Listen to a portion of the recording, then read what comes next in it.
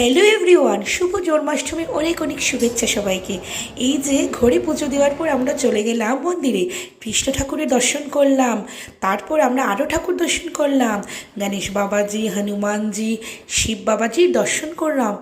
এবং পুরো মন্দিরটা দেখিনি, সেদিন এত ভক্তবৃন্দ ছিল, সবাই এসেছে কৃষ্ণ ঠাকুরের দর্শনে, গোপাল ঠাকুরের দর্শনে। আর আপনাদের সবার প্রিয় বেবি সোম বারবার পিছনের দিকে তাকাচ্ছে, কারণ মন্দিরটি পিছনটি ভীষণ সুন্দর করে সাজানো হয়েছিল, আমাদের খুব ভালো লেগেছিল। আর এই যে জলে দেখতে পাচ্ছেন কোন ভগবান, নিশ্চয়ই বুঝতে পেরেছেন কোন ভগবান, কৃষ্ণ ঠাকুর, কৃষ্ণ ভগবান। বলেন তো কোন গল্পটা এখানে দেখাচ্ছে? সবাই জানেন যমুনা নদীতে কালিয়ানাগ দর্শনের বৃত্তান্তটাই এই মন্দিরের পেছন দিকে, মানে এখানে দেখানো হয়েছে। কালিয়ানাগ দমন করে যমুনা নদীকে বিষ থেকে, সাপের বিষ থেকে, নাগের বিষ থেকে রক্ষা করেছিলেন কৃষ্ণ ঠাকুর। তাইলে কীরকম লাগলো আপনাদের আমরা জানাবেন। আবার নতুন ভিডিও